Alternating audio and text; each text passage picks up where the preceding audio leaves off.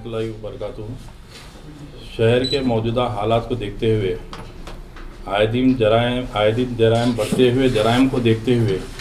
جیسے کہ قتل اور نشہ وغیرہ، جو عادی لوگ جو سڑکوں پر گھوم رہے ہیں، اور آئے دن ابھی جیسا اطلاع ملی کہ ایک مہینے میں 18 قتل ہو چکے ہیں، تو ان تمام چیزوں کو دیکھتے ہوئے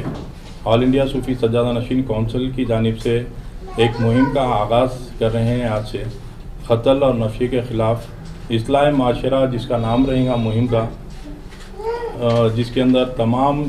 یہ علماء جو آپ کے سامنے موجود ہے، ان تمام کا تعاون رہے گا ساتھ میں، جس میں قابل ذکر حضرت مولانا سید شاہ اولیاء حسینی مرتضیٰ پاشا قبلہ قائد اہل سنت، اور مولانا احمد نلبندی صاحب شان دکن، اور حضرت سید کلیم اللہ حسینی کاشی پاشا صاحب، مولانا احمد باوزیر صاحب، مولانا خواجہ شجاع الدین افتخاری صاحب، مولانا حافظ مظفر حسین خان صاحب، اور مولانا خسرو بیابانی صاحب، ان تمام حضرات کا تعاون ساتھ میں رہے گا انشاءاللہ، اور اللہ کرم سے یہ تمام لوگ کی ایک متفقہ ایک فکر، سب کی رائے ایک ہی رائے ہے کہ اس مہم کا جو ہے آغاز کیا جائے اور گلی گلی ایک اچھا میسیج دیا جائے۔ تو اس سلسلے میں آج ایک پوسٹر ریلیز بھی کیا جا رہا ہے، اور اس کے بعد آگے کے تفصیلات آپ کو۔ وعلیکم ورحمۃ اللہ وبرکاتہ۔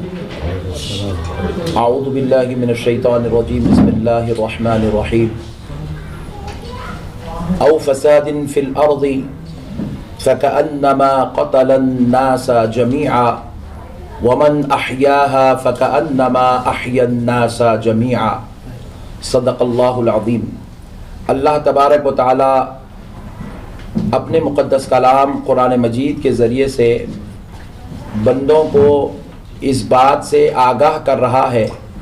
کہ اگر کوئی زمین میں بغیر کسی سزا کے ناحق قتل کرتا ہے، کسی ایک کا قتل کرتا ہے، تو گویا کہ وہ ایک قتل نہیں، قتل الناس جميعا، پورے معاشرے کا قتل ہے۔ ومن احیاها، اگر کوئی کسی ایک کی جان بچاتا ہے تو وہ ایک کی جان نہیں، فکأنما احیا الناس جميعا، وہ پورے معاشرے کی جان بچاتا ہے۔ تو اس سے پتہ چل رہا ہے کہ قرآن نے مکمل طور پر قتل و غارت گری کی مخالفت کی اور اسے پورے معاشرے کی تباہی و بربادی کا سبب بتایا۔ اسی لیے آج جو قتل و غارت گری کا سلسلہ ہمارے شہر حیدرآباد میں چل پڑا ہے، معمولی چیزوں پر، چھوٹی چھوٹی باتوں پر کسی کا ناحق قتل کر دینا، بغیر کسی جو ہے اس کو بات کیے کہ بغیر کوئی اس کو بڑوں کے معاملات میں، مشورے میں، بات چیت میں لائے کہ اپنے طور پر جاہلانہ اقدام اٹھا لینا، کسی کا بھی قتل کر دینا، گویا کہ یہ نہ سمجھے کہ وہ صرف کسی ایک کا قتل کر رہا ہے، بلکہ وہ پوری مسلم معاشرے کا قتل کر رہا ہے، پوری انسانیت کا قتل کر رہا ہے۔ تو ایسے وقت میں اللہ رب العزت نے ہم کو یہ حکم دیا ہے کہ علماء کرام، دانشوران قوم و ملت، قوم کے قائدین، قوم کے رہنما، قوم کے رہبر اس وقت اٹھے اور ان نادانوں، ان جہالت کی راہ پر چلنے والوں اور ان اپنی حد سے آگے تجاوز کر جانے والوں کے کان پکڑیں، ان کو سمجھائیں، ان کو سکھائیں، ان کو بتلائیں کہ تمہاری ان نازیبا حرکتوں کی وجہ سے پورا معاشرہ، پوری ملت اسلامیہ دنیا میں بدنام ہو رہی ہے۔ تو اب شہر حیدرآباد میں اور ہماری ریاست تلنگانہ میں اگر ان جرائم کو، اس فساد کو، اس بربادی کو اگر روکنا ہے، تو میں یہ سمجھتا ہوں کہ اسلامی معاشرتی نظریے کے حساب سے ہمارے پاس دو چیزوں کا بہت اہم طریقے سے اس پر ہمیں توجہ دینے کی ضرورت ہے۔ پہلی چیز ہے کہ علماء کرام، دانشوران قوم ملت، قائدین اور رہنما عوام کو اس بات سے مکمل طور پر آگاہ کرے کہ یہ وہ کتنا بڑا جرم کر رہے ہیں، کتنی بڑی جو ہے جہالت کر رہے ہیں، جس کی وجہ سے پورا معاشرہ بدنام ہو رہا ہے، ذلیل و رسوا ہو رہا ہے۔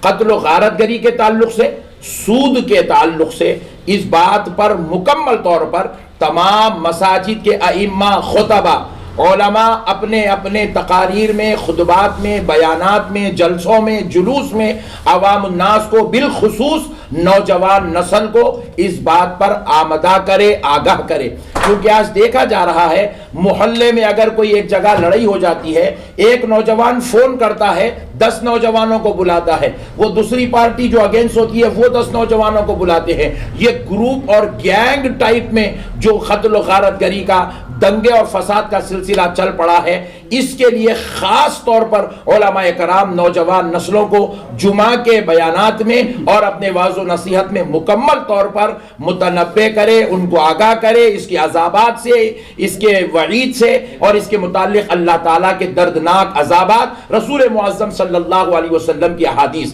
کیونکہ ہماری نوجوان نسل کو معلوم ہونا چاہیے قتل کرنا تو بہت بہت بہت بڑا گناہ ہے، اس زمین پر اس سے بڑا گناہ کچھ اور نہیں ہو سکتا۔ جبکہ رسول اعظم صلی اللہ علیہ وسلم ارشاد فرماتے ہیں اگر کوئی مسلمان ظلماً کسی مسلمان کا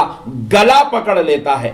قتل کی تو بات دور کی ہے، رسول اللہ کہتے ہیں کوئی مسلمان کسی مسلمان کا ظلماً گلا پکڑ لیتا ہے تو آقا فرماتے ہیں بروز محشر میں اس کی شفاعت نہیں کراؤں گا،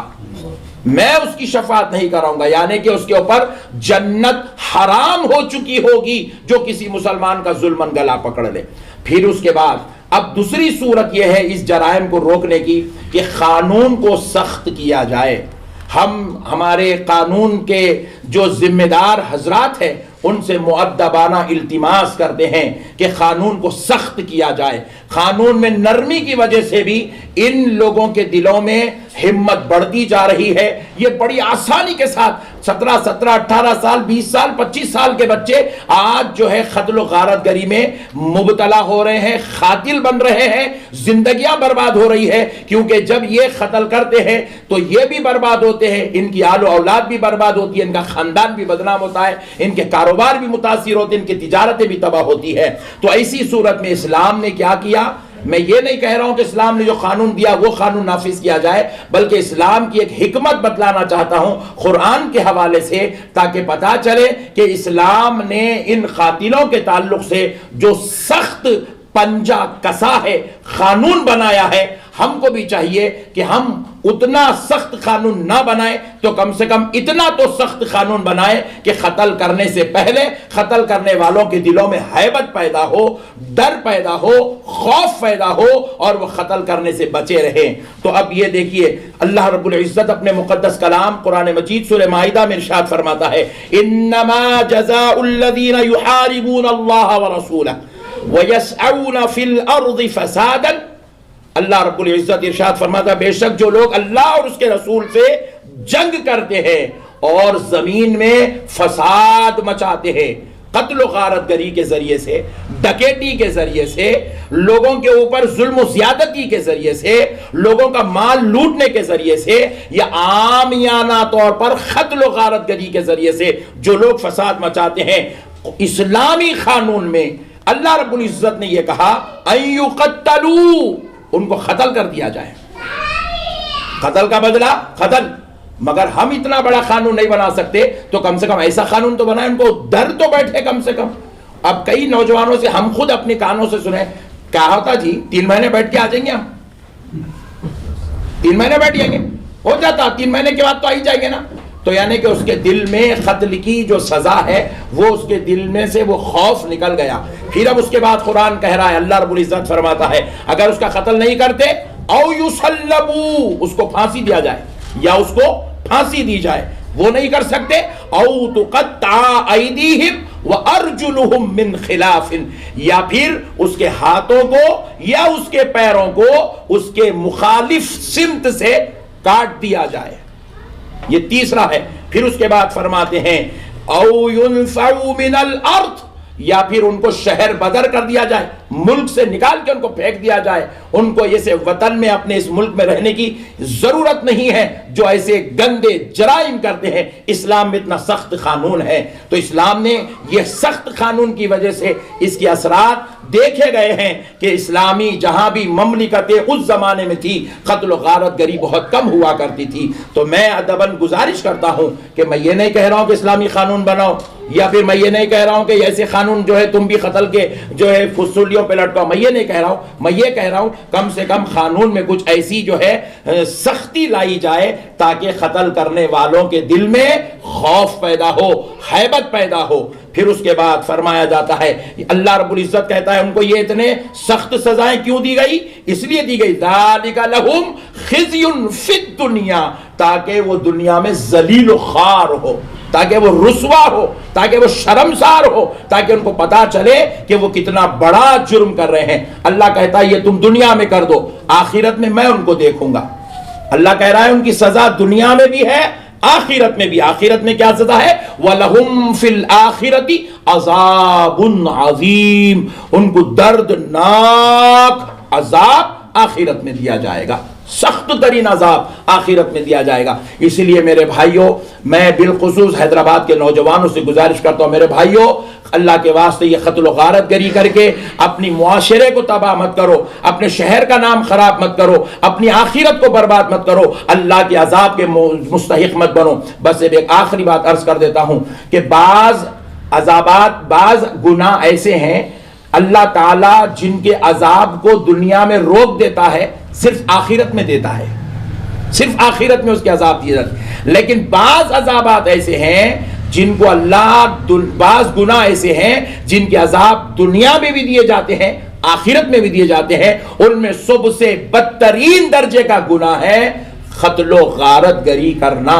ناحق کسی کا خون کر دینا, چھوٹی چھوٹی باتوں پہ گلے کاٹ دینا, جان لے لینا. یہ جو ہے اتنا بدترین درجے کا گناہ ہے, دنیا میں بھی اس کی سزا دی جائے گی, آخرت میں بھی سزا دی جائے گی. لہذا نوجوانوں, بالخصوص کاروباری معاملات کرنے والے نوجوانوں سے میرے ادباً التماس ہے, اللہ کے واسطے ایسا کام مت کرو جس کی وجہ سے معاشرہ بدنام ہو, شہر بدنام ہو, ریاست بدنام ہو, مسلمان بدنام ہو, اور اسلام کے نام پر انگلیاں اٹھانے والوں کو آسانی سے موقع مل جائے کہ وہ ہمارے اسلام کو اور ہم کو بدنام کرنے کی سازش میں کامیاب ہو. لہذا نوجوانوں سے خواہش ہے اس قتل و غارت گری کو روکیں, یہ گندی صحبتیں چھوڑیں اور دین کی طرف رغبت کریں, اللہ اور اس کے رسول کو راضی کرنے کی کوشش کریں. السلام علیکم ورحمۃ اللہ وبرکاتہ.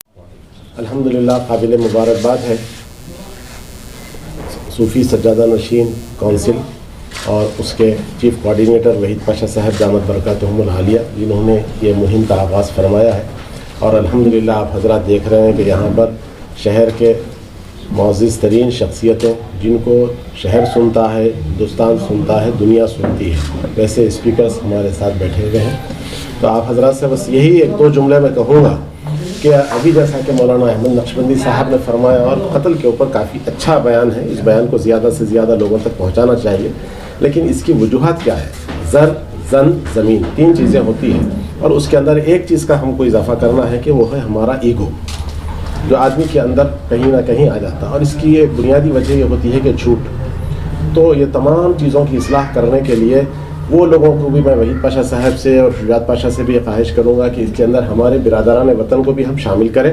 تاکہ وہ لوگ بھی ہم سے جڑیں اور اس مہم میں وہ ہمارے ساتھ چلیں. کام کرنے میں بڑی آسانی ہوگی. ان لوگوں کے اندر بھی جو مسائل ہو رہے ہیں, اور بالخصوص ہماری قوم کے اندر جو مسائل چل رہے ہیں, ان مسائل کے اوپر ضرورت یہ ہے کہ وہ لوگوں سے ہم کیسے رابطہ کریں, کہاں ملاقات کریں. تو انشاءاللہ تعالیٰ یہ اس مہم کا مقصد یہ ہے کہ ہم گلی گلی پہنچیں گے, فرد فرد تک پہنچیں گے, گھر گھر تک پہنچیں گے, اور ان لوگوں کو سمجھانے کی کوشش کریں گے. اس کو روکنے کے لیے طاقت کا استعمال کرنے والے طاقت کا استعمال کر رہے ہیں, لیکن اس کا کس حد تک اثر ہو رہا وہ بھی آپ حضرات کے سامنے ہے. تو یہ جو حضرات کلمہ گو حضرات ہیں, ان لوگوں کے پاس ہم جائیں گے اور اللہ اس کے رسول کے احکامات سے واقف کرائیں گے. اور اس کے لیے میں سمجھتا ہوں بنیادی کام یہ ہے کہ ہم کو ان تمام ہمارے معاشرے کے وہ افراد جو اللہ کے گھروں سے دور ہیں, ان کو مساجد تک لانا پڑے گا. جب وہ مسجدوں کو آنے لگیں گے تو انشاءاللہ تعالیٰ وہاں نماز پڑھیں گے، ماحول بنے گا، اس کے اندر پھر یہ ساری باتیں ان کے سامنے ہوں گی. جب تک کہ اللہ اس کے رسول کے احکام سے وہ واقف نہ ہو اور پھر ان کے اندر وہ وعیدیں جو قرآن کہہ رہا ہے، جیسا مولانا نے کافی تفصیل سے بات فرمائی ہے کہ اللہ تبارک و تعالیٰ نے ایک قاتل کے لیے جو سزا بتائی ہے ان سزاؤں کا کیا ہوگا، اور اس دنیا کے بعد کیونکہ ہمارا یقین ہے کہ یہ ہماری جب آنکھ بند ہوتی ہے تو اس کے پیچھے ایک بڑی دنیا کا آغاز ہوتا ہے. وہاں پر ہم کو سوال و جواب بھی ہے اور ہر چیز کا ہم کو باریک سے باریک نیکی کا اور باریک سے باریک گناہ کا اللہ کے حضور جواب دینا پڑے گا. تو ان چیزوں سے ہم کو واقف کروانا ہے. تو اس کے لیے ہم عوام الناس تک جانا پڑے گا. جو حضرات نماز جمعہ میں آتے ہیں لیکن عربی خطبے میں آتے ہیں یا پھر نماز کھڑے ہونے کے بعد آتے ہیں، ان حضرات تک ہم کیسے پہنچیں گے؟ تو ہم کو ان تک پہنچنا پڑے گا، ان کو لانا پڑے گا مساجد تک اور مختلف چوراہوں پہ جانا پڑے گا، بیانات کرنا پڑے گا. اللہ اس کے رسول کے احکام پہنچا کے ہدایت دینا اللہ کا کام ہے. اللہ جن کو ہدایت دینا چاہے ہدایت دے گا. تو وہ ساری چیزوں کے لیے توجہ دینے کی ہم کو ضرورت ہے، اور اسی مقصد سے کے تحت ماشاءاللہ یہ سارے اسکالرس آپ کے سامنے تشریف لائے ہیں اور یہ کام کریں گے. انشاءاللہ تعالیٰ وحید پاشا صاحب کی قیادت رہے گی اور ہم سب مل کر انشاءاللہ تعالیٰ اس کام کی مہم چلائیں گے انشاءاللہ تعالیٰ عزیز المستعان. تو آپ حضرات بھی ماشاءاللہ میڈیا کا اس میں بہت اہم رول ہوتا ہے. ہر معاملے کے اندر آپ حضرات کی آواز بہت معنی رکھتی ہے، اثر انداز ہوتی ہے، اور پھر آپ حضرات جس انداز سے اس کو پیش کرتے ہیں، پریزنٹیشن آپ حضرات کا ہے. تو آپ حضرات سے بھی میری ادباً گزارش ہے کہ اس پیغام میں آپ لوگ بھرپور ساتھ دیں. قابل مبارکباد ہے آل انڈیا صوفی سجادہ نشین کونسل، جنہوں نے سب میں پہلے شہر حیدرآباد میں اقدام کرتے ہوئے کہ قتل اور غارت گیری اور نشے کے خلاف جو مہم شروع کی ہے. بلکہ میری گزارش ہے بالخصوص خانخواہوں سے کہ وہ ہر خانخواہ میں جو ہے اس کی تعلیم و تربیت دیں. قتل و غارت گیری کتنی ممنوع ہے شریعت اسلام میں، اور بلکہ ہر قسم سے جو ہے کمر بستہ ہو کر ہر خانخواہ سے جو ہے لوگ نکلیں کہ جو ہے قتل و غارت گیری کے خلاف. تو انشاءاللہ میں سمجھتا ہوں کہ سرزمین حیدرآباد پر ہی نہیں بلکہ سرزمین دکن پہ اس کا ایک اچھا میسیج جائے گا کہ کوئی نہ کوئی جو ہے قتل و غارت گیری کو روکنے والے ہیں. مذہبی نمائندے جو ہے الحمدللہ انشاءاللہ تعالیٰ رک جائیں گی. اور میں قانونی اداروں سے بھی جو ہے گزارش کروں گا کہ وہ قاتلوں پر سخت سے سخت نظر رکھیں. اور پھر جب کوئی بھی آپ کے پاس انصاف کی امید لے کر آتا ہے کہ جو ہے اس کے لیے انصاف کا معاملہ ہونے کے لیے جو ہے صحیح طریقے سے جو ہے کورٹ کو ریپرزینٹ کرنے کے لیے، تو قانونی اداروں سے بھی میری گزارش ہے کہ وہ امپارشل ہو کر کام کریں، کہ جو حقیقت میں وکٹیم ہے اس کو وکٹیم ہی رہنے دیں اور جو ایکیوز ہے اس کو ایکیوز ہی رہنے دیں. تو میں سمجھتا ہوں کہ یہ بھی ایک بڑی وجہ ہوگی کہ جو ہے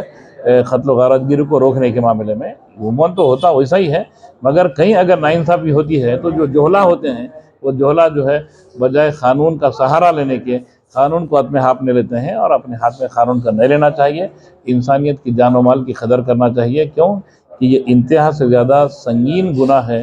کہ اللہ رب العزت کے پاس یعنی کسی بھی انسان کے خون کے خطرے سے بڑھ کے کوئی اہمیت نہیں ہے. اگر پوری دنیا کا بھی ختم ہو جانا اس کے لیے ہلکا ہے کسی انسان کے خون کے خطرے کے مقابل میں، چاہے وہ خون کس کا بھی ہو، ہندو کا رہو، مسلمان کا رہو، سکھ کا رہو، عیسائی کا رہو. لفظ بنی آدم کے خون کی اس قدر اہمیت ہے کہ ایک خون کے خطرے کے مقابلے میں اگر پوری دنیا کا بھی تباہ ہونا رب قدیر کے پاس ہلکا ہے خون کے مقابلے میں. تو میں گزارش کرتا ہوں بالخصوص نوجوانوں سے کہ وہ قتل و غارت گیری کا راستہ چھوڑ دیں اور سیدھے سے اچھے راستے کی طرف جو ہے اپنے قدم کو بڑھائیں.